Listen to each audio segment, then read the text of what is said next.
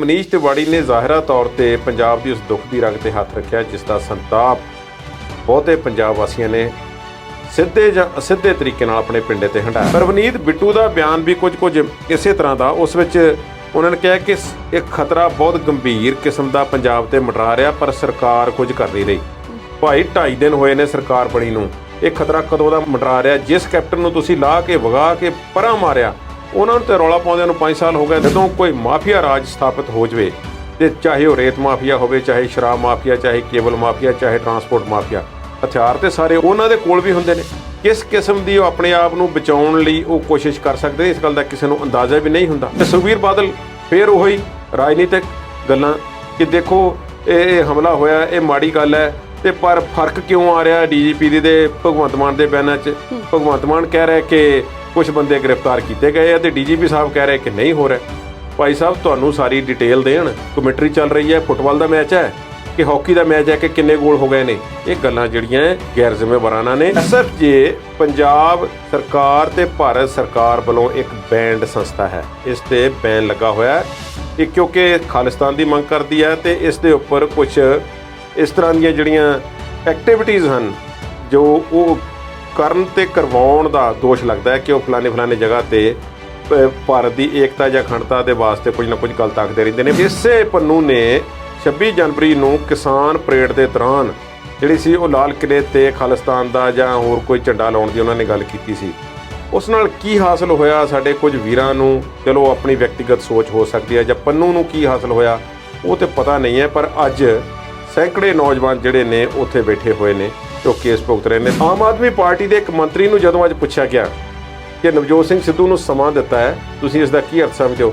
ਕਹਿੰਦੇ ਦੇਖੋ ਨਾ ਉਹ ਲੋਕ ਸਭਾ 'ਚ ਨਾ ਵਿਧਾਨ ਸਭਾ 'ਚ, ਉਹਦੀ ਆਪਣੀ ਪਾਰਟੀ ਵੀ ਉਹਨੂੰ ਕੱਢਣ ਨੂੰ ਫਿਰਦੀ ਹੈ, ਪਾਰਟੀ ਦਾ ਪ੍ਰਧਾਨ ਵੀ ਨਹੀਂ ਹੈ, ਪਰ ਸਾਡੇ ਮੁੱਖ ਮੰਤਰੀ ਜੀ ਵੱਡੇ ਦਿਲ ਵਾਲੇ ਨੇ, ਉਹਨਾਂ ਨੂੰ ਫੇਰ ਵੀ ਸਮਾਂ ਦਿੱਤਾ। ਨਵਜੋਤ ਸਿੰਘ ਸਿੱਧੂ ਦਾ ਹਾਲ ਉਹ ਆ ਕਿ ਜਿਵੇਂ ਲੈਣ ਦੇਣ ਵਾਲੇ ਸੂਟ ਹੁੰਦੇ ਨੇ, ਕਦੇ ਇਸ ਪੇਟੀ 'ਚੋਂ ਉਸ ਪੇਟੀ 'ਚ ਤੇ ਕਦੇ ਫਿਰ ਕਿਸੇ ਨੇ ਲਿਫਾਫੇ ਵਿੱਚੋਂ ਕਾਂਗਰਸ ਨੇ ਕੱਢ ਲਿਆ ਹੁਣ ਇਹ ਨਹੀਂ ਪਤਾ ਲੱਗਦਾ, ਨਾ ਉਹਦੀ ਤਹਿ ਲੱਗਦੀ ਹੈ, ਨਾ ਪਾਉਣ ਯੋਗ ਹੈ, ਨਾ ਲਿਫਾਫੇ ਵਿੱਚ ਮੁੜ ਕੇ ਪੈਂਦਾ। ਜੇ ਭਗਵੰਤ ਮਾਨ ਮਿਲੇ ਨੇ ਤਾਂ ਅਰਵਿੰਦ ਕੇਜਰੀਵਾਲ ਦੀ ਮਰਜ਼ੀ ਤੋਂ ਬਿਨਾਂ ਮਿਲੇ ਨਹੀਂ ਹੋ ਸਕਦੇ। ਪ੍ਰਸ਼ਾਂਤ ਕਿਸ਼ੋਰ ਵੀ ਇਸੇ ਸਮੀਕਰਨ 'ਚ ਆ ਰਹੇ ਨੇ ਕਿ ਇਸ ਛੋਟੀ ਜਿਹੀ ਖਿਚੜੀ ਤੋਂ ਕੋਈ ਵੱਡਾ ਪਕਵਾਨ ਤਿਆਰ ਹੋ ਰਿਹਾ। ਪਿਛਲੇ ਦਿਨਾਂ ਦੇ ਸ਼੍ਰੋਮਣੀ ਅਕਾਲੀ ਦਲ, ਸ਼੍ਰੋਮਣੀ ਗੁਰਦੁਆਰਾ ਪ੍ਰਬੰਧਕ ਕਮੇਟੀ, ਅਕਾਲ ਤਖਤ ਸਾਹਿਬ ਦੇ ਜਥੇਦਾਰ, ਇਹਨਾਂ ਸਾਰਿਆਂ ਨੂੰ ਇੱਕ ਲਾਈਨ ਦੇ ਲੜੀ ਦੇ ਵਿੱਚ ਪਰੋਕ ਕੇ ਬਿਆਨਾਂ ਨੂੰ ਦੇਖੀਏ ਤਾਂ ਫਿਰ ਤੁਹਾਨੂੰ ਇੱਕ ਲਾਈਨ ਆਫ ਐਕਸ਼ਨ ਜਿਹੜਾ ਕਲੀਅਰ ਤੌਰ ਤੇ ਨਜ਼ਰ ਆਉਂਦਾ ਹੈ ਕਿ ਉਹ ਕੀ ਕਰ ਰਹੇ ਨੇ ਤੇ ਕਿੱਧਰ ਨੂੰ ਧਿਆਨ ਪੰਜਾਬ ਦੇ ਲੋਕਾਂ ਦਾ ਖਿੱਚਣ ਦੀ ਕੋਸ਼ਿਸ਼ ਕਰ। ਅਕਾਲੀ ਦਲ ਵਾਸਤੇ ਸ਼੍ਰੋਮਣੀ ਕਮੇਟੀ ਕਿੰਨੀ ਅਹਿਮ ਹੈ ਤੁਸੀਂ ਅੰਦਾਜ਼ਾ ਲਗਾ ਲਓ ਕਿ ਪ੍ਰਕਾਸ਼ ਸਿੰਘ ਬਾਦਲ ਜਿੱਦਣ ਚੋਣਾਂ ਹਾਰਦੇ ਨੇ ਹੁਣ ਤੇ ਆਪਣੀ ਸੀਟ ਵੀ ਤੇ ਸੁਖਬੀਰ ਸਿੰਘ ਬਾਦਲ ਤੇ ਚੁੱਪ ਕਰ ਜਾਂਦੇ ਨੇ, ਐਕਸੈਪਟ ਕਰਦੇ ਨੇ ਡਿਫੀਟ ਨੂੰ। ਪ੍ਰਕਾਸ਼ ਸਿੰਘ ਬਾਦਲ ਕਹਿੰਦੇ ਨੇ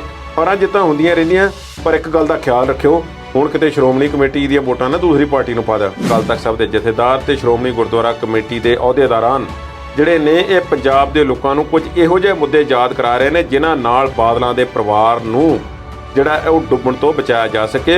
ਉਹ ਇਸ ਵੇਲੇ ਸਿਆਸੀ ਹਾਸ਼ੀਏ ਤੇ ਪਹੁੰਚ ਚੁੱਕੇ ਨੇ। ਵਿਕਰਮ ਮਜੀਠੀਆ ਇਸ ਗੱਲ ਨੂੰ ਹਜ਼ਮ ਕਰਨ ਦੇ ਵਿੱਚ ਅਸਮਰੱਥ ਨੇ ਕਿ ਮੈਨੂੰ ਕਿਸ ਤਰ੍ਹਾਂ ਅੰਦਰ ਵਾੜਿਆ ਹੋਇਆ ਤੇ ਮੇਰੇ ਤੇ ਕੇਸ ਚੱਲ ਰਿਹਾ ਤੇ ਕਿਸੇ ਕੋਰਟ ਦੇ ਵਿੱਚ ਮੇਰੀ ਕੋਈ ਸੁਣਵਾਈ ਨਹੀਂ ਹੋ ਰਹੀ। ਅਦਾਲਤਾਂ ਦੱਸਣਗੀਆਂ ਕਿ ਬਿਕਰਮ ਸਿੰਘ ਮਜੀਠੀਆ ਤੇ ਕੇਸ ਦੇ ਵਿੱਚ ਕੋਈ ਜਾਨ ਹੈ ਜਾਂ ਨਹੀਂ ਹੈ, ਪਰ ਇਹ ਗੱਲ ਪੱਕੀ ਹੈ ਕਿ ਉਹਨਾਂ ਨੂੰ ਭੁਗਤਣਾ ਪਏਗਾ, ਅਜੇ ਅੰਦਰ ਰਹਿਣਾ ਪੈ ਸਕਦਾ।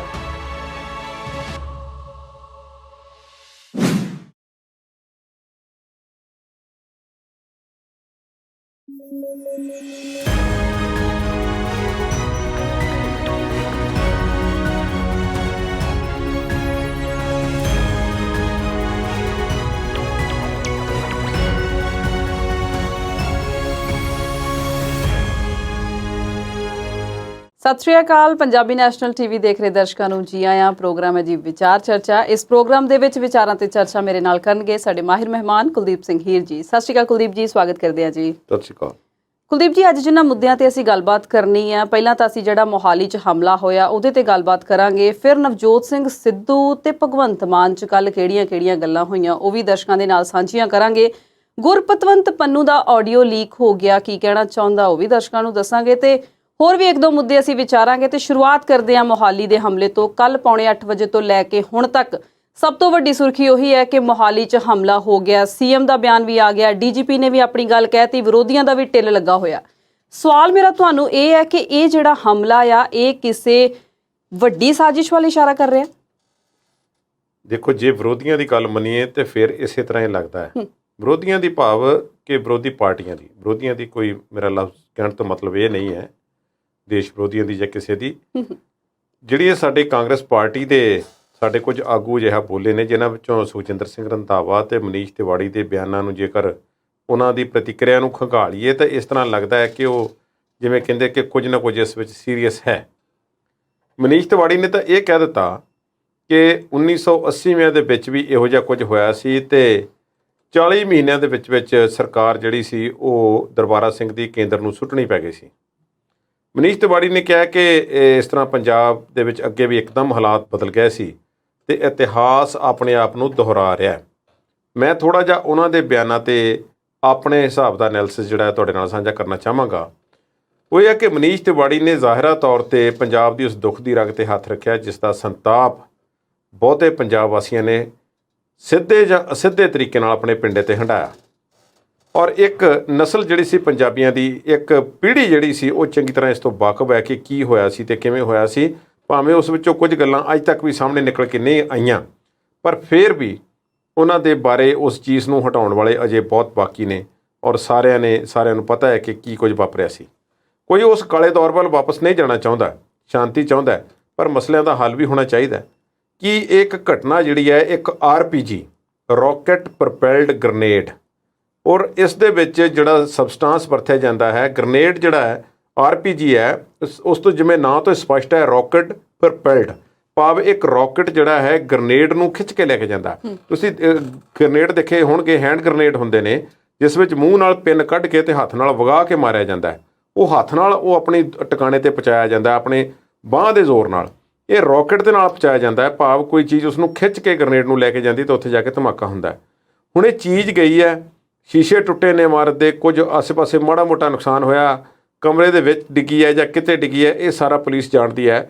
ਅਸੀਂ ਪੱਤਰਕਾਰ ਹੋਣ ਦੇ ਨਾਤੇ ਇਸ ਦੀ ਬਹੁਤੀ ਡਿਟੇਲ ਵਿੱਚ ਨਹੀਂ ਜਾਣਾ ਚਾਹੁੰਦੇ ਤੇ ਉਸ ਬੇਵਕੂਫੀ ਵਰਗਾ ਕੰਮ ਨਹੀਂ ਕਰਨਾ ਚਾਹੁੰਦੇ। ਜਦੋਂ 26/11 ਨੂੰ ਮੁੰਬਈ ਤੇ ਹਮਲੇ ਹੋਏ ਸੀ ਤੇ ਪਾਕਿਸਤਾਨ ਬੈਠੇ ਹੋਏ ਕੰਟਰੋਲਰਾਂ ਨੇ TV ਔਨ ਕਰ ਲਿਆ ਕਿ ਹੁਣ ਤੁਹਾਡੇ ਲਈ ਹੈਲੀਕਾਪਟਰ ਲਿਆਂਦਾ ਜਾ ਰਿਹਾ, ਹੁਣ ਫੌਜ ਦੀ ਗੱਡੀ ਲਿਆਂਦੀ ਜਾ ਰਹੀ ਹੈ, ਹੁਣ ਫਲਾਨਾ ਲਿਆਂਦਾ ਜਾ ਰਿਹਾ, ਸਾਰੀ ਜਾਣਕਾਰੀ ਅੰਦਰ ਬੈਠੇ ਅੱਤਵਾਦੀਆਂ ਨੂੰ ਜਿਹੜੀ ਸੀ ਉਹ ਦਿੰਦੇ ਰਹੇ।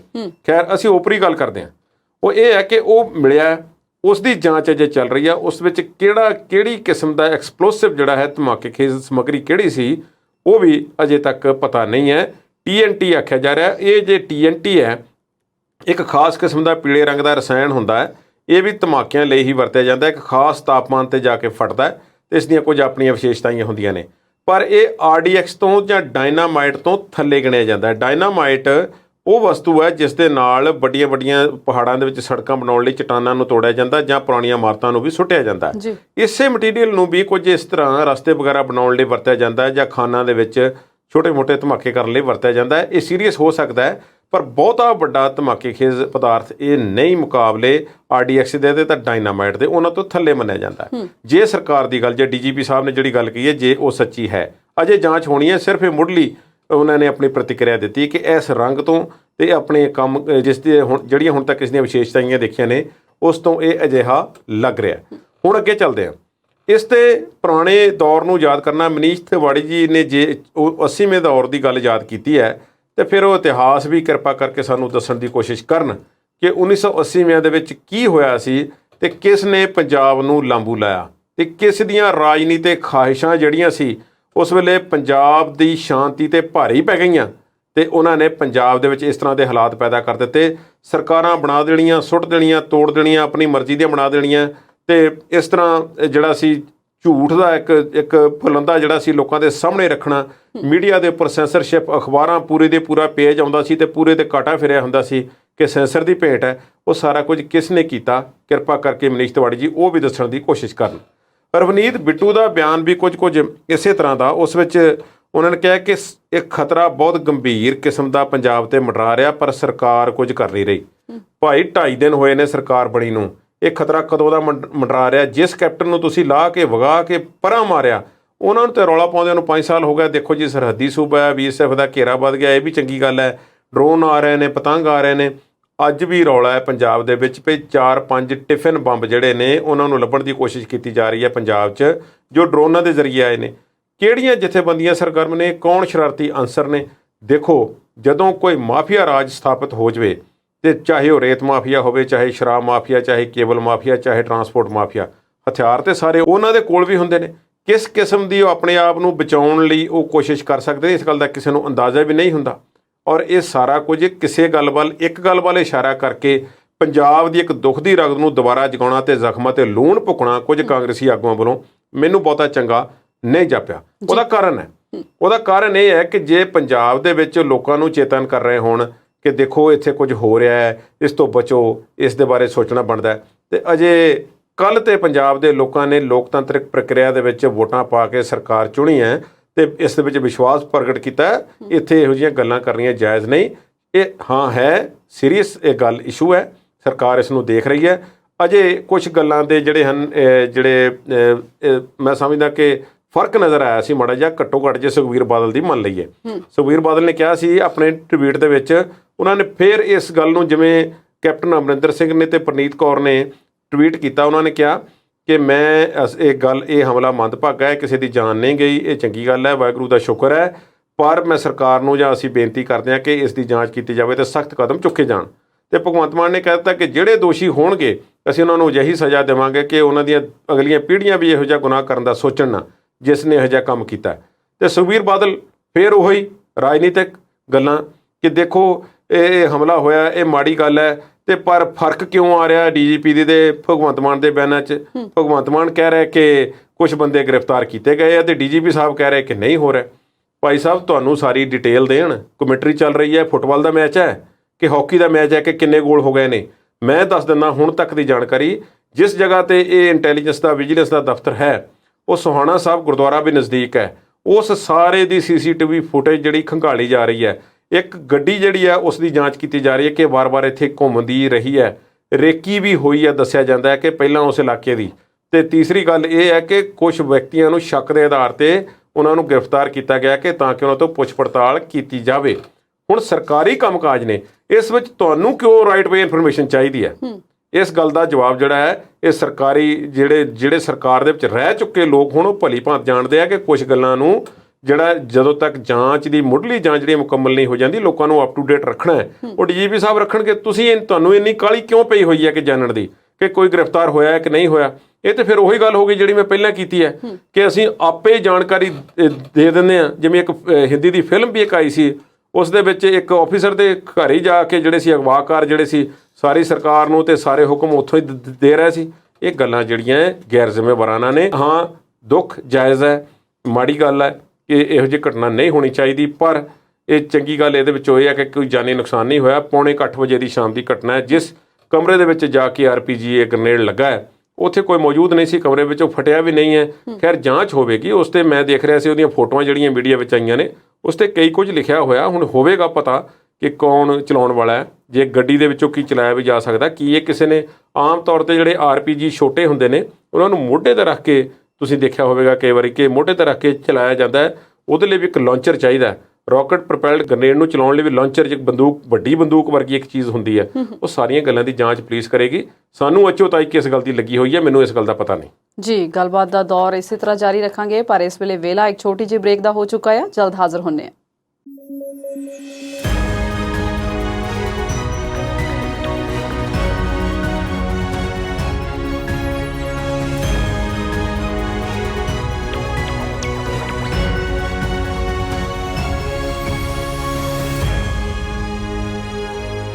ਬ੍ਰੇਕ ਤੋਂ ਬਾਅਦ ਪ੍ਰੋਗਰਾਮ ਵਿਚਾਰ ਚਰਚਾ ਦੇਖਣ ਵਾਲੇ ਦਰਸ਼ਕਾਂ ਦਾ ਇੱਕ ਵਾਰ ਫਿਰ ਤੋਂ ਸਵਾਗਤ ਕਰਦੇ ਹਾਂ। ਕੁਲਦੀਪ ਜੀ, ਅਸੀਂ ਗੱਲ ਕਰ ਰਹੇ ਹਾਂ ਮੋਹਾਲੀ ਹਮਲੇ ਦੀ। ਮਾਹੌਲ ਬਹੁਤਾ ਸੁਖਾਵਾਂ ਨਹੀਂ ਆ, ਪਰ ਲਾਂਬੂ ਲਾਉਣ ਵਾਲਿਆਂ ਦੀ ਵੀ ਕੋਈ ਕਮੀ ਨਹੀਂ ਆ। 6 ਫॉर ਜਸਟਿਸ ਦੇ ਜਿਹੜੇ ਚੀਫ ਨੇ ਗੁਰਪਤਵੰਤ ਪੰਨੂ, ਉਹਨਾਂ ਦੀ ਅੱਜ ਇੱਕ ਆਡੀਓ ਜਿਹੜੀ ਆ ਮੀਡੀਆ ਗਲਿਆਰਿਆਂ 'ਚ ਤੁਰੀ ਫਿਰਦੀ ਆ, ਗਿੱਦੜ ਧਮਕੀਆਂ ਦਿੰਦੇ ਨਜ਼ਰ ਆਉਂਦੇ ਨੇ। ਚਾਹੁੰਦੇ ਕੀ ਨੇ ਉਹ? ਇੱਕ ਤਾਂ ਸਵਾਲ ਇਹ ਹੈ ਕਿ ਉਹ SFJ ਜਿਹੜਾ 6 ਫॉर ਜਸਟਿਸ ਇੱਕ ਸੈਪਰੇਟਿਸਟ ਸੰਸਥਾ ਹੈ, ਉਸ ਦੇ ਉਹ ਕਾਨੂੰਨੀ ਸਲਾਹਕਾਰ ਰਖਵਾਉਂਦੇ ਨੇ। ਚੀਫ ਹਨ ਜਾਂ ਨਹੀਂ ਇਹ ਵੀ ਨਹੀਂ ਮੈਨੂੰ ਪਤਾ, ਪਰ ਉਹ ਕਿਉਂਕਿ ਪੇਸ਼ੇ ਵਜੋਂ ਵਕੀਲ ਨੇ USA ਦੇ ਵਿੱਚ, ਅਤੇ ਉਹਨਾਂ ਦਾ ਆਪਣਾ ਇੱਕ ਡਰੈਸਅਪ ਹੋਣ ਦਾ ਸਟਾਈਲ ਹੈ। ਸਿਰ ਢੱਕ ਕੇ, ਇੱਕ ਸਿਰ 'ਤੇ ਰੁਮਾਲ ਬੰਨ੍ਹ ਕੇ, ਅਤੇ ਪਿੱਛੇ ਉਹਨਾਂ ਨੇ ਗੁੱਤ ਕੀਤੀ ਹੋਈ ਹੈ ਅਤੇ ਮੁੱਛਾਂ ਥੋੜ੍ਹੀ ਜਿਹੀਆਂ ਰੱਖੀਆਂ ਹੋਈਆਂ ਅਤੇ ਦਾੜੀ ਕਟਵੀਂ ਦਾੜੀ ਹੈ ਉਹਨਾਂ ਦੀ। ਖੈਰ, ਕੈਪਟਨ ਅਮਰਿੰਦਰ ਸਿੰਘ ਦੇ ਨਾਲ ਉਹਨਾਂ ਦੀ ਨੋਕ ਝੋਕ ਚੱਲਦੀ ਹੁੰਦੀ ਸੀ ਤੇ ਕੈਪਟਨ ਅਮਰਿੰਦਰ ਸਿੰਘ ਕਹਿੰਦੇ ਹੁੰਦੇ ਸੀ ਉਹਨੂੰ ਕਹੋ ਪੰਜਾਬ ਆਵੇ ਮੈਂ ਲੱਤਾਂ ਤੋੜ ਦਿਆਂਗਾ ਉਹਦੀਆਂ, ਤੇ ਉਹ ਅੱਗੋਂ ਕਹਿੰਦਾ ਸੀ ਉਹ ਕੈਪਟਨ ਅਮਰੀਕਾ ਆਵੇ ਤੇ ਫਿਰ ਮੈਂ ਦੱਸਾਂਗਾ ਕਿ ਮੈਂ ਕੀ ਹਾਂ। ਖੈਰ ਇਹ ਹਲਕੇ ਪੱਧਰ ਦੀਆਂ ਗੱਲਾਂ ਨੇ, ਪਰ ਕੁਝ ਸੀਰੀਅਸ ਗੱਲਾਂ ਵੀ ਨੇ। SFJ ਪੰਜਾਬ ਸਰਕਾਰ ਤੇ ਭਾਰਤ ਸਰਕਾਰ ਵੱਲੋਂ ਇੱਕ ਬੈਂਡ ਸੰਸਥਾ ਹੈ, ਇਸ ਤੇ ਬੈਨ ਲੱਗਾ ਹੋਇਆ ਹੈ। ਇਹ ਕਿਉਂਕਿ ਖਾਲਿਸਤਾਨ ਦੀ ਮੰਗ ਕਰਦੀ ਹੈ ਤੇ ਇਸ ਦੇ ਉੱਪਰ ਕੁਝ ਇਸ ਤਰ੍ਹਾਂ ਦੀਆਂ ਜਿਹੜੀਆਂ ਐਕਟੀਵਿਟੀਜ਼ ਹਨ ਜੋ ਉਹ ਕਰਨ ਤੇ ਕਰਵਾਉਣ ਦਾ ਦੋਸ਼ ਲੱਗਦਾ ਹੈ ਕਿ ਉਹ ਫਲਾਣੇ ਜਗ੍ਹਾ ਤੇ ਭਾਰਤ ਦੀ ਏਕਤਾ ਜਾਂ ਅਖੰਡਤਾ ਦੇ ਵਾਸਤੇ ਕੁਝ ਨਾ ਕੁਝ ਗਲਤ ਆਖਦੇ ਰਹਿੰਦੇ ਨੇ। ਹੁਣ SFJ ਦਾ ਕੀ ਸਟੈਂਡ ਹੈ, ਉਹਨਾਂ ਨੂੰ ਕੌਣ ਫੰਡ ਕਰਦਾ ਹੈ, ਕਿਵੇਂ ਕਰਦਾ ਹੈ, ਇਸ ਗੱਲ ਦਾ ਪੱਕੇ ਤੌਰ ਤੇ ਕੋਈ ਅੰਦਾਜ਼ਾ ਨਹੀਂ।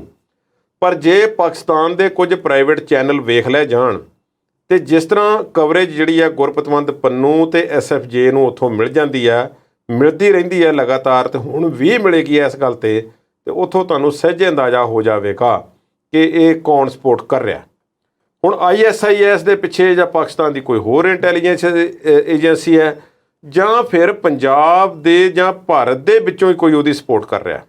ਇਹ ਸਾਰੀਆਂ ਗੱਲਾਂ ਅਜੇ ਭਵਿੱਖ ਦੀ ਬੁੱਕਲ ਦੇ ਵਿੱਚ ਲੁਕੀਆਂ ਹੋਈਆਂ ਨੇ। ਇਹਨਾਂ ਨੂੰ ਅਸੀਂ ਖੰਗਾਲਣ ਲੱਗੀਏ ਤਾਂ ਸਮਾਂ ਬਹੁਤ ਲੱਗੇਗਾ। ਪਰ ਪੰਨੂ ਹੁਣ ਇਹ ਕਹਿੰਦਾ ਹੈ ਕਿ ਹਿਮਾਚਲ ਸਰਕਾਰ ਨੂੰ ਇਹ ਸਮਝਣਾ ਚਾਹੀਦਾ ਹੈ ਕਿ ਜੋ ਮੋਹਾਲੀ ਵਿੱਚ ਹੋਇਆ ਹੈ ਉਹ ਸ਼ਿਮਲੇ ਵੀ ਹੋ ਸਕਦਾ ਹੈ। ਧਰਮਸ਼ਾਲਾ ਦੇ ਵਿੱਚ ਵਿਧਾਨ ਸਭਾ ਦੇ ਬਾਹਰ ਉਹਨਾਂ ਨੇ ਮੰਨ ਲਿਆ ਕਿ ਸਾਡੇ ਕਾਰਕੁਨਾਂ ਨੇ ਜਿਹੜੇ ਖਾਲਿਸਤਾਨ ਦੇ ਬੈਨਰ ਤੇ ਝੰਡੇ ਲਾਏ ਤੇ ਕੰਧਾਂ ਦੇ ਉੱਪਰ ਖਾਲਿਸਤਾਨ ਜ਼ਿੰਦਾਬਾਦ ਜਾਂ ਜੋ ਵੀ ਸੀ ਉਹ ਉਕਰਿਆ। ਪਰ ਗੱਲ ਇਹ ਹੈ ਕਿ ਇਸੇ ਪੰਨੂ ਨੇ 26 ਜਨਵਰੀ ਨੂੰ ਕਿਸਾਨ ਪਰੇਡ ਦੇ ਦੌਰਾਨ ਜਿਹੜੀ ਸੀ ਉਹ ਲਾਲ ਕਿਲ੍ਹੇ ਤੇ ਖਾਲਿਸਤਾਨ ਦਾ ਜਾਂ ਹੋਰ ਕੋਈ ਝੰਡਾ ਲਾਉਣ ਦੀ ਉਹਨਾਂ ਨੇ ਗੱਲ ਕੀਤੀ ਸੀ। ਉਸ ਨਾਲ ਕੀ ਹਾਸਲ ਹੋਇਆ ਸਾਡੇ ਕੁਝ ਵੀਰਾਂ ਨੂੰ, ਚਲੋ ਆਪਣੀ ਵਿਅਕਤੀਗਤ ਸੋਚ ਹੋ ਸਕਦੀ ਹੈ, ਜਾਂ ਪੰਨੂ ਨੂੰ ਕੀ ਹਾਸਲ ਹੋਇਆ ਉਹ ਤੇ ਪਤਾ ਨਹੀਂ ਹੈ। ਪਰ ਅੱਜ ਸੈਂਕੜੇ ਨੌਜਵਾਨ ਜਿਹੜੇ ਨੇ ਉੱਥੇ ਬੈਠੇ ਹੋਏ ਨੇ ਤੇ ਉਹ ਕੇਸ ਭੁਗਤ ਰਹੇ ਨੇ ਤੇ ਕਈਆਂ ਦੀਆਂ ਜ਼ਮਾਨਤਾਂ ਬੜੀ ਮੁਸ਼ਕਲ ਨਾਲ ਹੋਈਆਂ ਨੇ। ਉਹਨਾਂ ਦੇ ਟਰੈਕਟਰ ਵੀ ਜ਼ਬਤ ਨੇ, ਹੋਰ ਵਾਹਨ ਵੀ ਉਹਨਾਂ ਦੇ ਜ਼ਬਤ ਨੇ। ਉਹਨਾਂ ਨੂੰ ਲੰਬਾ ਸਮਾਂ ਅਜੇ ਭੁਗਤਣਾ ਪਏਗਾ। ਪਰ ਦੂਸਰੇ ਪਾਸੇ ਪੰਨੂ ਕੀ ਕਰਨਾ ਚਾਹ ਰਿਹਾ? ਪੰਨੂ ਦਾ ਹਿਮਾਚਲ ਸਰਕਾਰ ਨੂੰ ਇਹ ਸੁਨੇਹਾ ਉਹ ਕਿਸ ਪਰਪਸ ਨਾਲ ਹੈ? ਕੀ ਇਹ ਹੈ ਕਿ ਪੰਜਾਬੀਆਂ ਨੂੰ ਹਿਮਾਚਲ ਦੀ ਪੁਲਿਸ ਤੰਗ ਕਰੇ ਤੇ ਜੋ ਟੂਰਿਜ਼ਮ ਜਿਹੜਾ ਹਿਮਾਚਲ ਦਾ ਹੈ ਉਹਦਾ ਬਹੁਤਾ ਹਿੱਸਾ ਪੰਜਾਬ ਦੇ ਸਿਰ ਤੋਂ ਚੱਲਦਾ ਹੈ, ਉਹ ਟੂਰਿਜ਼ਮ ਦਾ ਨੁਕਸਾਨ ਹਿਮਾਚਲ ਨੂੰ ਹੋਵੇ? ਕੀ ਹਿਮਾਚਲ ਦੇ ਪਾਣੀ ਤੇ ਅਧਿਕਾਰ ਕੋਈ ਸਾਬਤ ਕਰਨਾ ਚਾਹੁੰਦਾ ਹੈ? ਹਿਮਾਚਲ ਤੋਂ ਬਿਜਲੀ ਲੈਣੀ ਚਾਹੁੰਦਾ ਹੈ? ਹੁਣ ਉਹਨਾਂ ਨੇ ਕਿਹਾ ਹੈ ਕਿ ਅਸੀਂ ਹਿਮਾਚਲ ਦੇ ਵਿੱਚ ਰੈਫਰੈਂਡਮ ਵੀ ਜਲਦੀ ਕਰਵਾਵਾਂਗੇ। ਯਾਦ ਰੱਖੋ ਕਿ ਮਈ ਮਹੀਨਾ ਚੱਲ ਪਿਆ ਤੇ ਜੂਨ ਮਹੀਨੇ ਦੇ ਵਿੱਚ ਘੱਲੂਘਾਰਾ ਦਿਵਸ ਜਿਹੜਾ ਸ਼ੁਰੂ ਦੇ ਵਿੱਚ ਮਨਾਇਆ ਜਾਂਦਾ ਹੈ। ਹੁਣ ਪਟਿਆਲੇ ਦੀ ਜਿਹੜੀ ਘਟਨਾ ਹੈ, ਹੁਣ ਪਰਵਾਨੇ ਨੂੰ ਅਸੀਂ ਇਹ ਕਹਿ ਲਈਏ ਕਿ ਉਹਨਾਂ ਨੂੰ ਮਾਸਟਰਮਾਈਂਡ ਕਹਿਣ ਤੇ ਬਹੁਤ ਸਾਰੇ ਲੋਕ ਔਖੇ ਹੋਏ ਨੇ। ਉਹਨੂੰ ਇਸ ਗੱਲ ਦਾ ਇਤਰਾਜ਼ ਪ੍ਰਗਟ ਕੀਤਾ ਗਿਆ ਕਿ ਸਰਕਾਰ ਨੇ ਜਾਂ ਪੁਲਿਸ ਨੇ ਉਹਨਾਂ ਨੂੰ ਮਾਸਟਰਮਾਈਂਡ ਕਿਵੇਂ ਆਖ ਦਿੱਤਾ, ਜਦ ਕਿ ਇਸ ਦੇ ਮੁੱਖ ਸਾਜ਼ਿਸ਼ ਘਾੜੇ ਜਾਂ ਸਾਜ਼ਿਸ਼ਕਰਤਾ ਹੋਰ ਲੋਕ ਸਨ। ਇਹ ਉੱਥੇ ਰੋਕਥਾਮ ਵਜੋਂ ਗਿਆ ਸੀ। ਠੀਕ ਹੈ, ਕੇਸ ਚੱਲ ਰਹੇ ਨੇ, ਉਹ ਗੱਲਾਂ ਸਰਕਾਰ ਨੇ ਬਿਆਨ ਕਿਉਂ ਦਿੱਤਾ, ਸਰਕਾਰ ਨੇ ਅਜੇ ਤੱਕ ਕੋਈ ਸਪਸ਼ਟੀਕਰਨ ਵੀ ਨਹੀਂ ਦਿੱਤਾ। ਪਰ ਪੰਨੂ ਵੱਲੋਂ ਸ਼ੁਰੂਆਤੀ ਜਿਹੜਾ ਸੰਦੇਸ਼ ਸੀ ਉਹ ਇਹ ਸੀ ਕਿ ਇਸ ਮੌਕੇ ਤੇ ਜਿਹੜਾ ਹੈ ਖਾਲਿਸਤਾਨ ਦੇ ਨਾਂ ਉੱਪਰ ਅਸੀਂ ਪਟਿਆਲੇ ਵਿੱਚ ਆਹ ਕਰਨ ਵਾਲੇ ਹਾਂ, ਤੇ ਉਸ ਦੇ ਜਵਾਬ ਦੇ ਵਿੱਚ ਸ਼ਿਵ ਸੈਨਾ ਵਾਲਿਆਂ ਨੇ ਕਿਹਾ ਕਿ ਅਸੀਂ ਖਾਲਿਸਤਾਨ ਮੁਰਦਾਬਾਦ ਮਾਰਚ ਕੱਢਾਂਗੇ। ਪਰਵਾਨੇ ਤੇ ਉਹਦੇ ਸਾਥੀਆਂ ਨੇ ਕਿਹਾ ਕਿ ਮੁਰਦਾਬਾਦ ਮਾਰਚ ਅਸੀਂ ਨਹੀਂ ਕੱਢਣ ਦੇਵਾਂਗੇ। ਹੁਣ SFJ ਦਾ ਇਹ ਆਗੂ USA ਦੇ ਵਿੱਚ ਰਹਿ ਕੇ ਭਾਰਤ ਵਿੱਚ ਜਾਂ ਪੰਜਾਬ ਵਿੱਚ ਕਿਹੋ ਜਿਹੇ ਹਾਲਾਤ ਪੈਦਾ ਕਰਨਾ ਚਾਹੁੰਦਾ? ਕੀ ਵਾਕਿਆ ਸੈਪਰੇਟਿਸਟ ਮੂਵਮੈਂਟ ਖੜੀ ਕਰਨੀ ਚਾਹੁੰਦਾ ਤੇ ਜਾਂ ਫਿਰ ਕੋਈ ਉਸ ਦੇ ਮਨਸ਼ੇ ਹੋਰ ਨੇ? ਹੁਣ ਪਾਕਿਸਤਾਨ ਦੇ ਵਿੱਚ ਜੇ ਉਹਨਾਂ ਦੀ ਕੋਈ ਠਾਰ ਹੈ ਜਾਂ ਪਾਕਿਸਤਾਨ ਦੇ ਨਾਲ ਉਹਨਾਂ ਦੀ ਗੱਲਬਾਤ ਹੈ, ਇਸ ਗੱਲ ਦਾ ਖੁਲਾਸਾ ਤੇ ਫਿਰ ਭਾਰਤੀ ਏਜੰਸੀਆਂ ਨੂੰ ਕਰਨਾ ਚਾਹੀਦਾ। ਦੇਸ਼ਾਂ ਦੇ ਕੋਲ ਬਹੁਤ ਸਾਰਾ ਜਸੂਸੀ ਸਿਸਟਮ ਹੁੰਦਾ ਹੈ। ਸਾਡੀ ਜਿਹੜੀਆਂ ਆਪਣੀਆਂ ਸੰਸਥਾਵਾਂ ਨੇ, ਸਾਡੀ ਇੰਟੈਲੀਜੈਂਸ ਬਿਊਰੋ ਹੈ, ਉਹਨਾਂ ਦਾ ਫਿਰ ਕੀ ਕੰਮ ਹੈ? ਉਹਨਾਂ ਨੂੰ ਦੱਸਣਾ ਚਾਹੀਦਾ ਹੈ ਕਿ ਇਹ ਵਿਅਕਤੀ ਇਸ ਵਿਅਕਤੀ ਦੇ ਕੋਲ ਹੈ ਤੇ ਫਿਰ ਆਹ ਕੰਮ ਕਰ ਰਿਹਾ, ਤੇ ਫਿਰ ਸਾਡੇ ਨੌਜਵਾਨ ਉਸ 'ਤੇ ਮਗਰ ਨਾ ਲੱਗਣਗੇ। ਪਰ ਫਿਰ ਮੈਂ ਇੱਕ ਵਾਰੀ ਕਹਿ ਦਿੰਦਾ ਕਿ ਪੰਜਾਬ ਦੇ ਲੋਕ ਸ਼ਾਂਤੀ ਚਾਹੁੰਦੇ ਨੇ। SFJ ਦੇ ਪੰਨੂ ਨੂੰ ਬੇਨਤੀ ਹੈ ਕਿ ਜੇ ਉਹ ਵਾਕਿਆ ਹੀ ਚਾਹੁੰਦਾ ਹੈ ਕਿਸੇ ਮੁੱਦੇ ਤੇ ਗੱਲ ਕਰਨੀ ਜਾਂ ਕੋਈ ਮੁੱਦਾ ਉਠਾਉਣਾ ਚਾਹੁੰਦਾ ਹੈ, ਉਹ USA ਛੱਡ ਕੇ ਪੰਜਾਬ ਆ ਕੇ ਰਹੇ, ਇੱਥੇ ਲੋਕਾਂ ਦੀ ਸਪੋਰਟ ਜਿਹੜੀ ਹੈ ਉਹ ਹਾਸਲ ਕਰੇ, ਤੇ ਫਿਰ ਵੇਖ ਲਵੇ ਕਿ ਕਿੰਨੇ ਲੋਕ ਉਹਦੀ ਗੱਲ ਸਹੀ ਮਾਇਨੇ ਵਿੱਚ ਮੰਨਣ ਨੂੰ ਤਿਆਰ ਨੇ ਜਾਂ ਕਿੰਨੇ ਉਸ ਦੇ ਨਾਲ ਚੱਲਣ ਨੂੰ ਤਿਆਰ ਨੇ। ਕੀ ਉਹ ਸਹੀ ਆਖਦਾ ਹੈ, ਗਲਤ ਆਖਦਾ ਹੈ? ਪੰਜਾਬ ਵਿੱਚ ਹੁਣੇ ਵੋਟਾਂ ਪੈ ਕੇ ਹਟੀਆਂ ਨੇ। ਲੋਕਤੰਤਰ ਦੀ ਬਹਾਲੀ ਦਾ ਇੱਕ ਸੰਕੇਤ ਹੈ ਕਿ ਇੱਥੇ ਪੰਜਾਬ ਦੇ ਲੋਕਾਂ ਨੇ ਫਿਰ ਇਸ ਚੀਜ਼ ਨੂੰ ਮੰਨਿਆ ਤੇ ਕੁਝ ਜਿਹੜੀਆਂ ਗੱਲਾਂ ਆਸੇ-ਪਾਸੇ ਦੀਆਂ ਸੀ ਉਹਨਾਂ ਨੂੰ ਧਿਆਨ ਨਹੀਂ ਦਿੱਤਾ। ਮੈਂ ਸਮਝਦਾ ਕਿ SFJ ਵਾਲਾ ਗੁਰਪਤਵੰਤ ਪੰਨੂ ਜਿਸ ਹਿਸਾਬ ਨਾਲ ਚੱਲ ਰਹੇ ਨੇ, ਇਸ ਨਾਲ ਹਾਲਾਤ ਜਿਹੜੇ ਨੇ ਉਹ ਖਰਾਬ ਹੋਣ ਦਾ ਖਦਸ਼ਾ ਹੈ। ਜੀ ਕੁਲਦੀਪ ਜੀ, ਅਗਲੀ ਗੱਲ ਮੈਂ ਕਰਨੀ ਚਾਹੂੰਗੀ ਨਵਜੋਤ ਸਿੰਘ ਸਿੱਧੂ ਦੀ, ਜਿਨ੍ਹਾਂ ਨੇ ਲਗਭਗ ਘੰਟਾ ਕੱਲ੍ਹ CM ਮਾਨ ਦੇ ਨਾਲ ਸਿਰ ਜੋੜੀ ਰੱਖਿਆ। ਸਵਾਲ ਮੇਰਾ ਇਹ ਹੈ ਕਿ ਅੰਦਰ ਇਹੋ ਜਿਹੀਆਂ ਕਿਹੜੀਆਂ ਖੰਡ ਵਰਗੀਆਂ ਗੱਲਾਂ ਹੋਈਆਂ ਕਿ ਜਦੋਂ ਬਾਹਰ ਆਏ ਤੇ ਮੋਹ ਦੇ ਨਾਲ ਗੜੁੱਚ ਸੀਗੇ ਸਿੱਧੂ ਸਾਹਿਬ, ਕਹਿੰਦੇ ਸੀਐਮ ਮਾਨ ਵਰਗਾ ਕੋਈ ਵੀ ਨਹੀਂ, 100 ਕਾਂਗਰਸੀ ਸੀਐਮ ਇਦਾਂ ਦੇ ਨਹੀਂ ਜਿੱਦਾਂ ਦਾ ਮਾਨ ਹੈ। ਕੱਲ ਇੱਕ ਤੇ ਪਹਿਲੀ ਵਾਰੀ ਉਹਨਾਂ ਨੂੰ ਲਾਈਫ ਦੇ ਵਿੱਚ ਮੈਂ ਉਹਨਾਂ ਨੂੰ ਜਿਹੜੀਆਂ ਸੀ ਉਹ ਸਪੈਕਸ ਲਾਏ ਦੇਖਿਆ, ਐਨਕਾਂ ਲੱਗੀਆਂ ਹੋਈਆਂ ਸੀ, ਨਜ਼ਰ ਦੀਆਂ ਪਤਾ ਨਹੀਂ ਦੂਰ ਦੀਆਂ ਸੀ ਕਿ ਨੇੜੇ ਦੀਆਂ ਸੀ, ਇਹ ਤਾਂ ਨਹੀਂ ਪਤਾ, ਪਰ ਉਹਨਾਂ ਨੇ ਲਾ ਕੇ ਰੱਖੀਆਂ। ਨਵਜੋਤ ਸਿੰਘ ਸਿੱਧੂ ਜਿਵੇਂ ਕਿ ਮੈਂ ਪਹਿਲਾਂ ਵੀ ਕਈ ਵਾਰੀ ਆਖਿਆ ਆਪਣੇ ਪ੍ਰੋਗਰਾਮਾਂ ਦੇ ਵਿੱਚ, ਅਨਪ੍ਰੈਡਿਕਟੇਬਲ ਬਹੁਤ ਨੇ। ਉਹਨਾਂ ਦੇ ਬਾਰੇ ਲੋਕੀ ਉਹਨਾਂ ਨੂੰ ਕਹਿੰਦੇ ਨੇ ਕਿ ਉਹ ਵਿਸ਼ਵਾਸਯੋਗ ਨਹੀਂ, ਕਦੀ ਇੱਧਰ ਕਦੀ ਉੱਧਰ। ਮੈਂ ਉਹਨਾਂ ਨੂੰ ਹੋਰ ਹਿਸਾਬ ਨਾਲ ਦੇਖਦਾ। ਪਰ ਇੱਕ ਚੀਜ਼ ਦੇਖੋ, ਚਾਹੇ ਉਹ ਭਾਜਪਾ ਦੇ ਵਿੱਚ ਹੋਣ, ਚਾਹੇ ਕਾਂਗਰਸ ਵਿੱਚ ਹੋਣ, ਤੇ ਚਾਹੇ ਕਾਂਗਰਸ ਵਿੱਚੋਂ ਨਿਕਲਣ ਦੇ ਕੰਢੇ ਤੇ ਹੋਣ, ਗੱਲ ਤੇ ਉਹਨਾਂ ਨੇ ਪੰਜਾਬ ਦੇ ਮੁੱਦਿਆਂ ਦੀ ਕੀਤੀ ਨਾ ਹਮੇਸ਼ਾ। ਇਸ ਗੱਲ ਤੋਂ ਮੁਨਕਰ ਨਹੀਂ ਅਸੀਂ ਹੋ ਸਕਦੇ। ਹੁਣ ਅੱਧੇ ਘੰਟੇ ਵਾਸਤੇ ਮੀਟਿੰਗ ਦਾ ਸਮਾਂ ਸੀ ਟੋਟਲ। ਦੋਵੇਂ ਇੱਕ ਦੂਜੇ ਦੇ ਚੰਗੀ ਤਰ੍ਹਾਂ ਵਾਕਫ ਨੇ ਔਰ ਸਟੇਜਾਂ 'ਤੇ ਇਕੱਠੇ ਕੰਮ ਕਰ ਚੁੱਕੇ ਨੇ। ਇੱਕ ਸ਼ੋਅ ਦੇ ਵਿੱਚ ਇੱਕ ਪਰਫਾਰਮਰ ਤੇ ਦੂਜਾ ਜੱਜ ਰਹਿ ਚੁੱਕਾ ਹੈ। ਪਰ ਅੱਜ ਹਾਲਾਤ ਜਿਹੜੇ ਸੀ ਕੱਲ੍ਹ ਉਹ ਪੁੱਠੇ ਹੋਏ ਪਏ ਸੀ। ਭਗਵੰਤ ਮਾਨ ਤੋਂ ਸਮਾਂ ਲੈਣ ਲਈ ਸੂਤਰਾਂ ਮੁਤਾਬਕ ਇੱਕ ਹਫ਼ਤੇ ਤੋਂ ਨਵਜੋਤ ਸਿੰਘ ਸਿੱਧੂ ਵੱਲੋਂ ਚਾਰਾਜੋਈ ਕੀਤੀ ਜਾ ਰਹੀ ਸੀ ਕਿ ਮੈਨੂੰ ਸਮਾਂ ਦਿੱਤਾ ਜਾਵੇ, ਤੇ ਸਮਾਂ ਦਿੱਤਾ। ਹੁਣ ਆਮ ਆਦਮੀ ਪਾਰਟੀ ਦੇ ਇੱਕ ਮੰਤਰੀ ਨੂੰ ਜਦੋਂ ਅੱਜ ਪੁੱਛਿਆ ਗਿਆ ਕਿ ਨਵਜੋਤ ਸਿੰਘ ਸਿੱਧੂ ਨੂੰ ਸਮਾਂ ਦਿੱਤਾ ਹੈ, ਤੁਸੀਂ ਇਸ ਦਾ ਕੀ ਅਰਥ ਸਮਝਦੇ ਹੋ? ਕਹਿੰਦੇ ਦੇਖੋ, ਨਾ ਉਹ ਲੋਕ ਸਭਾ 'ਚ ਨਾ ਵਿਧਾਨ ਸਭਾ 'ਚ, ਉਹਦੀ ਆਪਣੀ ਪਾਰਟੀ ਵੀ ਉਹਨੂੰ ਕੱਢਣ ਨੂੰ ਫਿਰਦੀ ਹੈ, ਪਾਰਟੀ ਦਾ ਪ੍ਰਧਾਨ ਵੀ ਨਹੀਂ ਹੈ, ਪਰ ਸਾਡੇ ਮੁੱਖ ਮੰਤਰੀ ਜੀ ਵੱਡੇ ਦਿਲ ਵਾਲੇ ਨੇ, ਉਹਨਾਂ ਨੂੰ ਫੇਰ ਵੀ ਸਮਾਂ ਦਿੱਤਾ ਜੀ। ਇਹ ਉਹਨਾਂ ਦਾ ਆਪਣਾ ਬਿਆਨ ਹੋ ਸਕਦਾ, ਲਾਲਜੀਤ ਭੁੱਲਰ ਸਾਹਿਬ ਦਾ। ਮੈਂ ਸਮਝਦਾ ਕਿ ਭਗਵੰਤ ਮਾਨ ਇਹਨਾਂ ਚੀਜ਼ਾਂ ਤੋਂ ਉੱਪਰ ਉੱਠਦੇ ਦਿਖਾਈ ਦਿੱਤੇ ਨੇ ਪਿਛਲੇ ਸਮੇਂ ਦੇ ਵਿੱਚ ਵੀ। ਦੋਨਾਂ ਦੇ ਵਿੱਚ ਤਲਖ ਕਲਾਮੀ ਉਸ ਲੈਵਲ ਦੀ ਨਹੀਂ ਹੋਈ।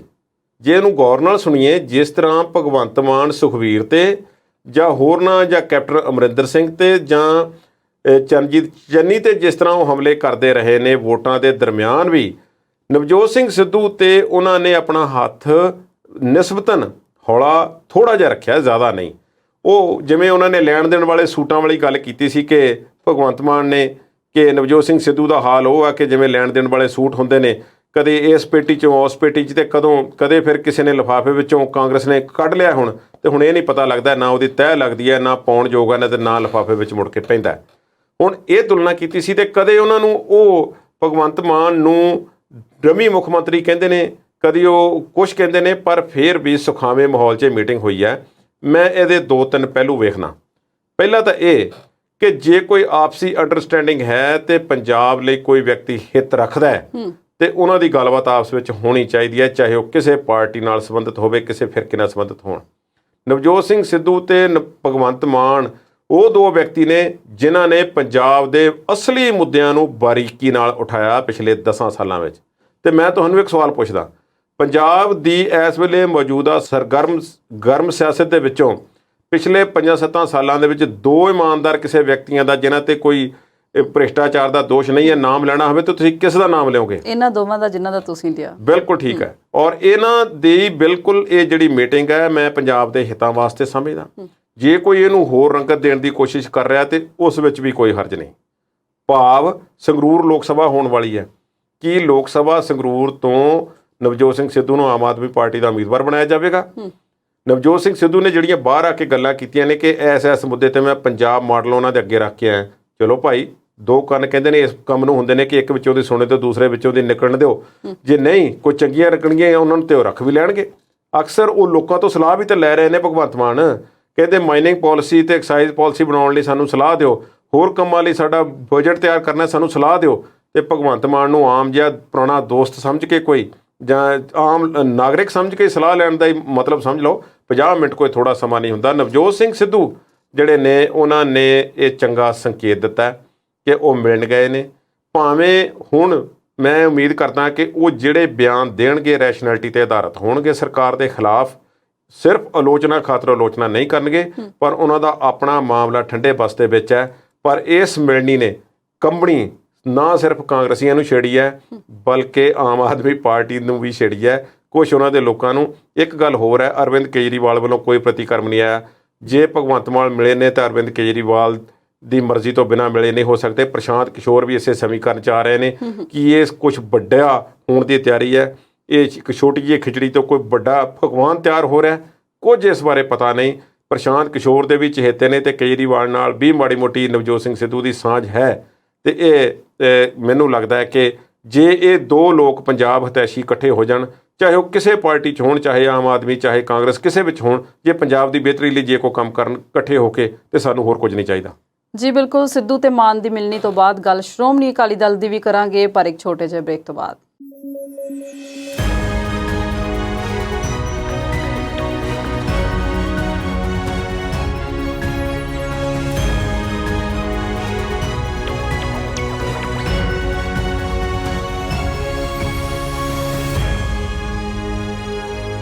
ਵਕਫੇ ਤੋਂ ਬਾਅਦ ਵਿਚਾਰ ਚਰਚਾ ਦੇਖਣ ਵਾਲੇ ਦਰਸ਼ਕਾਂ ਦਾ ਇੱਕ ਵਾਰ ਫਿਰ ਤੋਂ ਸਵਾਗਤ ਕਰਦੇ ਹਾਂ। ਕੁਲਦੀਪ ਜੀ, ਗੱਲ ਕਰਦੇ ਹਾਂ ਸ਼੍ਰੋਮਣੀ ਅਕਾਲੀ ਦਲ ਦੀ। 117 ਚੋਂ 3 ਤੇ ਸਿਮਟੇ ਨੇ, ਤੇ ਜੇ ਸਿਆਸੀ ਵੈਂਟੀਲੇਟਰ ਦੀ ਗੱਲ ਕਰੀਏ ਤੇ ਸ਼੍ਰੋਮਣੀ ਅਕਾਲੀ ਦਲ ਨੂੰ ਔਖੇ ਸਾਹ ਆ ਰਹੇ ਨੇ। ਦਿੰਦਾ ਕੋਈ ਇਹਨਾਂ ਨੂੰ ਆਕਸੀਜਨ ਅੱਜ ਦੇ ਟਾਈਮ 'ਚ ਕਿ ਨਹੀਂ? ਉਹ ਖੁਦ ਹੀ ਕਿਸੇ ਨਾ ਕਿਸੇ ਪਾਸੇ ਕੋਈ ਹੀਲਾ ਕਰਨ ਦੀ ਕੋਸ਼ਿਸ਼ ਕਰ ਰਹੇ ਨੇ। ਜੇ ਪਿਛਲੇ ਦਿਨਾਂ ਦੇ ਸ਼੍ਰੋਮਣੀ ਅਕਾਲੀ ਦਲ, ਸ਼੍ਰੋਮਣੀ ਗੁਰਦੁਆਰਾ ਪ੍ਰਬੰਧਕ ਕਮੇਟੀ, ਅਕਾਲ ਤਖਤ ਸਾਹਿਬ ਦੇ ਜਥੇਦਾਰ, ਇਹਨਾਂ ਸਾਰਿਆਂ ਨੂੰ ਇੱਕ ਲਾਈਨ ਦੇ ਲੜੀ ਦੇ ਵਿੱਚ ਪਰੋਕ ਕੇ ਬਿਆਨਾਂ ਨੂੰ ਦੇਖੀਏ ਤਾਂ ਫਿਰ ਤੁਹਾਨੂੰ ਇੱਕ ਲਾਈਨ ਆਫ ਐਕਸ਼ਨ ਜਿਹੜਾ ਕਲੀਅਰ ਤੌਰ 'ਤੇ ਨਜ਼ਰ ਆਉਂਦਾ ਹੈ ਕਿ ਉਹ ਕੀ ਕਰ ਰਹੇ ਨੇ ਤੇ ਕਿੱਧਰ ਨੂੰ ਧਿਆਨ ਪੰਜਾਬ ਦੇ ਲੋਕਾਂ ਦਾ ਖਿੱਚਣ ਦੀ ਕੋਸ਼ਿਸ਼ ਕਰ ਰਹੇ ਨੇ। ਹੁਣ ਗੱਲ ਇਹ ਹੈ, ਸ਼੍ਰੋਮਣੀ ਗੁਰਦੁਆਰਾ ਪ੍ਰਬੰਧਕ ਕਮੇਟੀ ਜਿਹੜੀ ਹੈ ਉਹ ਸਿੱਖਾਂ ਦੀ ਸਰਮੌਰ ਸੰਸਥਾ ਹੈ। ਉਸ ਦਾ ਬਜਟ ਵੀ ਵੱਡਾ ਹੈ, ਸਭ ਕੁਝ ਹੈ, ਗੁਰਦੁਆਰਾ ਸਾਹਿਬ ਦਾ ਕੰਟਰੋਲ ਹੈ। ਪੰਜਾਬ ਦੇ ਵਿੱਚ ਸਿਆਸੀ ਤੌਰ 'ਤੇ ਵੀ ਸ਼੍ਰੋਮਣੀ ਗੁਰਦੁਆਰਾ ਪ੍ਰਬੰਧਕ ਕਮੇਟੀ ਦੀ ਅਹਿਮੀਅਤ ਹੈ। ਇਸ ਗੱਲ ਬਾਰੇ ਨਾ ਸਿਰਫ ਅਕਾਲੀ ਬਲਕਿ ਕਾਂਗਰਸੀ ਵੀ ਜਾਣਦੇ ਨੇ। ਜੇ ਇਤਿਹਾਸ ਵੱਲ ਚਲੇ ਜਾਈਏ ਪਿੱਛੇ, ਤੇ ਇਹ ਦੋਸ਼ ਲੱਗਦਾ ਹੈ ਕਾਂਗਰਸ 'ਤੇ ਕਿ ਉਹਨਾਂ ਨੇ ਅਕਾਲੀਆਂ ਕੋਲੋਂ ਸ਼੍ਰੋਮਣੀ ਗੁਰਦੁਆਰਾ ਪ੍ਰਬੰਧਕ ਕਮੇਟੀ ਇੱਥੇ ਆਉਣ ਦੀ ਕੋਸ਼ਿਸ਼ ਕੀਤੀ, ਜਿਸ ਦੇ ਕਰਕੇ ਪੰਜਾਬ ਵਿੱਚ ਹਾਲਾਤ ਵਿਗੜੇ। ਤੇ ਉਸ ਤੋਂ ਬਾਅਦ ਵੀ ਇੱਕ ਵਾਰ ਜਦੋਂ ਕੈਪਟਨ ਅਮਰਿੰਦਰ ਸਿੰਘ ਦੀ ਸਰਕਾਰ ਸੀ ਤੇ ਸ਼੍ਰੋਮਣੀ ਕਮੇਟੀ ਦੇ ਅਹੁਦੇਦਾਰਾਂ ਦੀ ਚੋਣ ਹੋਣੀ ਸੀ, ਤੇ ਉਹ ਲੱਭ ਨਹੀਂ ਸੀ ਰਹੇ ਕਿੱਥੇ ਆ। ਤੇ ਹਰਿਆਣੇ ਦੇ ਵਿੱਚ ਕੈਪਟਨ ਸਾਹਿਬ ਦੇ ਫਾਰਮ ਦੇ ਉੱਪਰ ਸਾਰੇ ਜਿਹੜੇ ਸ਼੍ਰੋਮਣੀ ਕਮੇਟੀ ਦੇ ਮੈਂਬਰ ਜਿਹੜੇ ਸੀ ਉਹ ਅਕਾਲੀ ਦਲ ਨੇ ਲੁਕੋਏ ਹੋਏ ਸੀ, ਤੇ ਉਹਨਾਂ ਨੂੰ ਉੱਥੋਂ ਅੰਮ੍ਰਿਤਸਰ ਲੈ ਕੇ ਨਹੀਂ ਆਏ ਸਿੱਧੇ ਬਾਈ ਰੋਡ, ਉਹਨਾਂ ਨੂੰ ਦਿੱਲੀ ਲੈ ਕੇ ਗਏ, ਬਾਈ ਏਅਰ ਅੰਮ੍ਰਿਤਸਰ ਲੈਂਡ ਕੀਤਾ ਤੇ ਸਿੱਧੇ ਦਰਬਾਰ ਸਾਹਿਬ ਲਿਆ ਕੇ ਇਜਲਾਸ ਕੀਤਾ ਗਿਆ, ਤੇ ਜਿੱਥੇ ਨਵੇਂ ਪ੍ਰਧਾਨ ਤੇ ਅਹੁਦੇਦਾਰਾਂ ਦੀ ਚੋਣ ਕੀਤੀ ਗਈ। ਕਾਂਗਰਸ ਵਾਲੇ ਕੁਝ ਮੈਂਬਰਾਂ ਨੂੰ ਹਾਈਜੈਕ ਕਰਨ ਦੀ ਕੋਸ਼ਿਸ਼ ਕਰ ਰਹੇ ਸੀ, ਅਜਿਹਾ ਅਕਾਲੀ ਦਲ ਦਾ ਕਹਿਣਾ। ਅਕਾਲੀ ਦਲ ਵਾਸਤੇ ਸ਼੍ਰੋਮਣੀ ਕਮੇਟੀ ਕਿੰਨੀ ਅਹਿਮ ਹੈ ਤੁਸੀਂ ਅੰਦਾਜ਼ਾ ਲਗਾ ਲਓ ਕਿ ਪ੍ਰਕਾਸ਼ ਸਿੰਘ ਬਾਦਲ ਜਿੱਦਣ ਚੋਣਾਂ ਹਾਰਦੇ ਨੇ ਹੁਣ, ਤੇ ਆਪਣੀ ਸੀਟ ਵੀ, ਤੇ ਸੁਖਬੀਰ ਸਿੰਘ ਬਾਦਲ ਵੀ, ਸੁਖਬੀਰ ਸਿੰਘ ਬਾਦਲ ਤੇ ਚੁੱਪ ਕਰ ਜਾਂਦੇ ਨੇ, ਐਕਸੈਪਟ ਕਰਦੇ ਨੇ ਡਿਫੀਟ ਨੂੰ। ਪ੍ਰਕਾਸ਼ ਸਿੰਘ ਬਾਦਲ ਕਹਿੰਦੇ ਨੇ ਹਾਰਾਂ ਜਿੱਤਾਂ ਹੁੰਦੀਆਂ ਰਹਿੰਦੀਆਂ, ਪਰ ਇੱਕ ਗੱਲ ਦਾ ਖਿਆਲ ਰੱਖਿਓ, ਹੁਣ ਕਿਤੇ ਸ਼੍ਰੋਮਣੀ ਕਮੇਟੀ ਦੀਆਂ ਵੋਟਾਂ ਨਾ ਦੂਸਰੀ ਪਾਰਟੀ ਨੂੰ ਪਾ ਦਿਓ। ਪਹਿਲੀ ਤਾਂ ਗੱਲ ਹੈ ਕਿ ਕਿੰਨਾ ਸਮਾਂ ਹੋ ਗਿਆ ਸ਼੍ਰੋਮਣੀ ਕਮੇਟੀ ਦੇ ਤੇ ਚੋਣਾਂ ਹੋਈਆਂ ਹੀ ਨਹੀਂ, ਹੁਣ ਕਦੋਂ ਹੋਣੀਆਂ ਨੇ ਇਸ ਗੱਲ ਦਾ ਵੀ ਪਤਾ ਨਹੀਂ। ਕੁਝ ਸਿੱਖ ਸੰਸਥਾਵਾਂ ਜਿਹੜੀਆਂ ਦਬਾਅ ਬਣਾਉਣ ਦੀ ਕੋਸ਼ਿਸ਼ ਕਰ ਰਹੀਆਂ ਕਿ ਭਾਈ ਚੋਣਾਂ ਛੇਤੀ ਤੋਂ ਛੇਤੀ ਕਰਵਾਈਆਂ ਜਾਣ, ਗੁਰਦੁਆਰਾ ਕਮਿਸ਼ਨ ਇਸ ਤੇ ਜਲਦੀ ਕਾਰਵਾਈ ਕਰੇ। ਉਹੀ ਪੁਰਾਣੇ ਅਹੁਦੇਦਾਰ ਨੇ ਇੱਕ ਬਦਲ ਕੇ ਦੂਸਰਾ ਤੀਸਰਾ ਚੌਥਾ ਜਿਹੜੇ ਸੀ ਪ੍ਰਧਾਨ ਉਹ ਬਣਾਏ ਜਾ ਰਹੇ ਨੇ। ਅਵਤਾਰ ਸਿੰਘ ਮੱਕੜ, ਗੋਬਿੰਦ ਸਿੰਘ ਲੌਂਗੋਵਾਲ, ਬੀਬੀ ਜਗੀਰ ਕੌਰ ਤੇ ਹੁਣ ਸਰਦਾਰ ਹਰਜਿੰਦਰ ਸਿੰਘ ਧਾਮੀ। ਠੀਕ ਹੈ, ਪ੍ਰਧਾਨ ਬਣਨਾ ਬਣਾਉਣਾ ਕੋਈ ਇਹੋ ਜਿਹੀ ਗੱਲ ਨਹੀਂ, ਸੰਵਿਧਾਨ ਦੇ ਵਿੱਚ ਸਭ ਕੁਝ ਹੈ, ਪਰ ਇੱਕ ਲਾਈਨ ਤੇ ਜਿਹੜੀ ਤੇ ਚੱਲ ਰਹੇ ਨੇ ਇਸ ਬਾਬਤ ਬਠਿੰਡੇ ਦੇ ਵਿੱਚ 4 ਸੰਸਥਾਵਾਂ ਦੀ ਮੀਟਿੰਗ, ਤੇ ਉਹਨਾਂ ਨੇ ਫਿਰ ਪ੍ਰੈਸ ਕਾਨਫਰੰਸ ਕਰਕੇ ਲੋਕਾਂ ਨੂੰ ਜਾਣਕਾਰੀ ਦੇਣ ਦੀ ਕੋਸ਼ਿਸ਼ ਕੀਤੀ ਹੈ ਕਿ ਭਾਈ 11 ਮਈ ਨੂੰ ਪੰਥਕ ਇਕੱਤਰਤਾ ਕੀਤੀ ਜਾ ਰਹੀ ਹੈ ਸ਼੍ਰੋਮਣੀ ਅਕਾਲੀ ਦਲ ਬਾਦਲ ਵੱਲੋਂ, ਤੇ ਸ਼੍ਰੋਮਣੀ ਕਮੇਟੀ ਦੇ ਸੱਦੇ ਤੇ ਅਕਾਲ ਤਖਤ ਸਾਹਿਬ ਦੇ ਜਥੇਦਾਰ ਵੀ ਇਸ ਵਿੱਚ ਸ਼ਾਮਲ ਨੇ। ਤੇ ਉਹ ਕਹਿ ਰਹੇ ਨੇ ਕਿ 11 ਮਈ ਨੂੰ ਇਕੱਠੇ ਹੋਵੋ ਤੇ ਅਸੀਂ ਇਸ ਬੰਦੀ ਸਿੰਘਾਂ ਦੀ ਰਿਹਾਈ ਵਾਸਤੇ ਜਿਹੜਾ ਕੰਮ ਕਾਰਜ ਹੈ ਰੰਭਣਾ, ਮੋਰਚਾ ਰੰਭਣਾ। ਹੁਣ ਗੱਲ ਇਹ ਹੈ ਕਿ ਬੰਦੀ ਸਿੰਘਾਂ ਦੀ ਰਿਹਾਈ ਦਾ ਚੇਤਾ ਹੁਣੇ ਕਿਉਂ ਆਉਂਦਾ? ਬਹੁਤ ਸਮਾਂ ਇਹੋ ਜਿਹਾ ਸੀ ਜਦੋਂ ਕੇਂਦਰ ਦੇ ਵਿੱਚ ਆਪਣੀ ਭਾਈਵਾਲ 9 ਮਾਹ ਸਿੱਧੇ ਰਿਸ਼ਤੇ ਵਾਲੀ ਸਰਕਾਰ ਸੀ, ਤੇ ਇੱਥੇ ਅਕਾਲੀਆਂ ਦੀ ਆਪਣੀ ਸਰਕਾਰ ਸੀ, ਤੇ ਉਸ ਤੋਂ ਬਾਅਦ ਵੀ ਕਈ ਵਾਰੀ ਹਾਲਾਤ ਇਹੋ ਜਿਹੇ ਰਹੇ ਨੇ। ਪਰ ਗੱਲ ਇਹ ਹੈ ਕਿ ਸਿਆਸੀ ਖੇਡ ਜਿਹੜੀ ਹੈ ਅਕਾਲੀ ਇਸ ਗੱਲ ਨੂੰ ਐਕਸੈਪਟ ਕਰਨ ਦੇ ਵਿੱਚ ਉਹ ਜੇ ਮੁਨਕਰ ਹੈ ਕਿ ਸਾਡੇ ਨਾਲ ਕੀ ਵਾਪਰਿਆ। ਤੁਸੀਂ ਦੇਖੋ ਜੇ ਕੱਲ੍ਹ ਦੀਆਂ ਗੱਲਾਂ ਨੇ ਕਿ ਇੱਕ ਪਾਸੇ ਤਾਂ ਸਰਕਾਰਾਂ ਕੋਲੋਂ ਮੰਗ ਕੀਤੀ ਜਾ ਰਹੀ ਕਿ ਬੰਦੀ ਸਿੰਘਾਂ ਨੂੰ ਰਿਹਾ ਕੀਤਾ ਜਾਵੇ, ਤੇ ਸਿੱਧਾ ਜਿਹੜੀ ਮੰਗ ਹੈ ਉਹ ਪੰਜਾਬ ਸਰਕਾਰ ਤੋਂ ਕੀਤੀ ਜਾ ਰਹੀ ਹੈ ਕਿ ਤੁਸੀਂ ਚਾਰਾਜੋਈ ਕਰੋ, ਤੁਸੀਂ ਲਿਖ ਕੇ ਦੇਵੋ ਕੇਂਦਰ ਸਰਕਾਰ ਨੂੰ ਕਿ ਬੰਦੀ ਸਿੰਘਾਂ ਨੂੰ ਰਿਹਾ ਕੀਤਾ ਜਾਵੇ। ਇਹ ਦੱਸ ਸਕਦੇ ਨੇ ਕਿ ਆਪਣੇ ਸਮੇਂ ਦਰਮਿਆਨ ਇਹਨਾਂ ਨੇ ਜਦੋਂ ਕੇਂਦਰ ਵਿੱਚ ਬੀਜੇਪੀ ਦੀ ਸਰਕਾਰ ਸੀ ਤੇ ਪੰਜਾਬ ਵਿੱਚ ਅਕਾਲੀਆਂ ਦੀ ਸੀ, ਕਿੰਨੇ ਜਿਹੜੇ ਮੈਮੋਰੈਂਡਮ ਸੀ ਉਹ ਕੇਂਦਰ ਸਰਕਾਰ ਨੂੰ ਦਿੱਤੇ।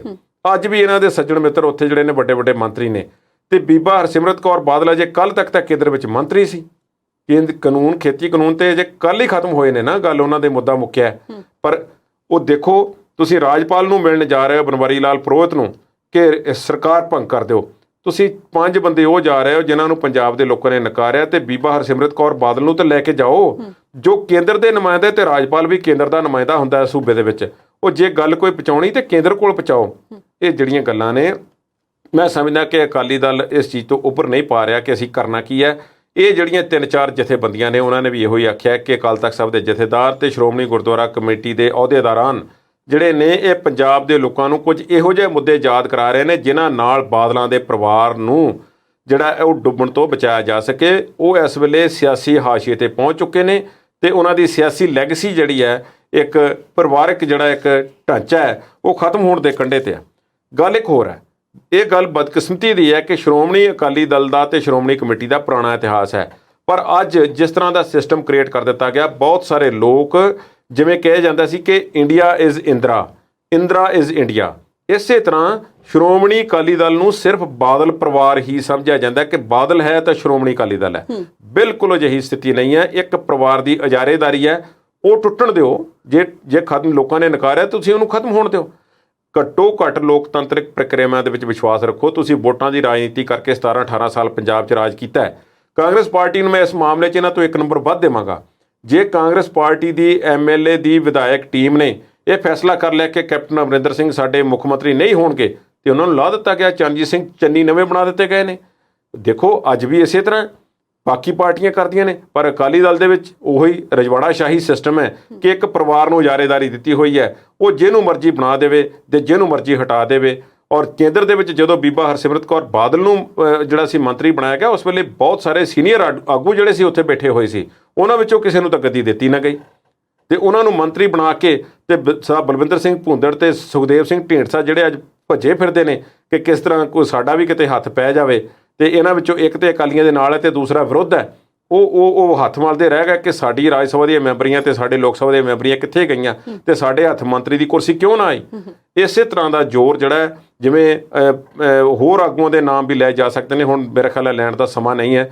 ਮੇਰਾ ਖਿਆਲ ਹੈ ਕਿ ਅਕਾਲੀ ਦਲ ਨੂੰ ਦੁਬਾਰਾ ਜਿਹੜਾ ਸੁਰਜੀਤ ਕਰਨ ਲਈ ਬਾਦਲ ਪਰਿਵਾਰ ਵੱਲੋਂ ਜਿਹੜਾ ਇੱਕ ਖਾਸ ਕਿਸਮ ਦੀ ਰਣਨੀਤੀ ਤਹਿਤ ਕੰਮ ਕੀਤਾ ਜਾ ਰਿਹਾ ਹੈ, ਜਿਸ ਦੇ ਤਹਿਤ ਕੁਝ ਮੁੱਦੇ ਲੋਕਾਂ ਨੂੰ ਚੇਤੇ ਕਰਾਏ ਜਾ ਰਹੇ ਨੇ ਕਿ ਆਹ ਮੁੱਦੇ ਨੇ ਸਾਡੇ ਪਾਣੀਆਂ ਦਾ, ਬੰਦੀ ਸਿੰਘਾਂ ਦਾ, ਇਸ ਵਿੱਚ ਆਹ ਨੇ, ਇਹ ਗੱਲਾਂ ਕਰੋ। ਹੁਣ ਜਥੇਦਾਰ ਸਾਹਿਬ ਨੇ 2 ਦਿਨ ਪਹਿਲਾਂ ਕਹਿ ਦਿੱਤਾ ਸੀ ਕਿ ਪੰਜਾਬ ਦੇ ਵਿੱਚ ਸਾਡੇ ਫਸਲਾਂ ਖਤਮ ਹੋ ਰਹੀਆਂ ਨੇ, ਨਸਲਾਂ ਵੀ ਖਤਮ ਹੋ ਰਹੀਆਂ ਨੇ।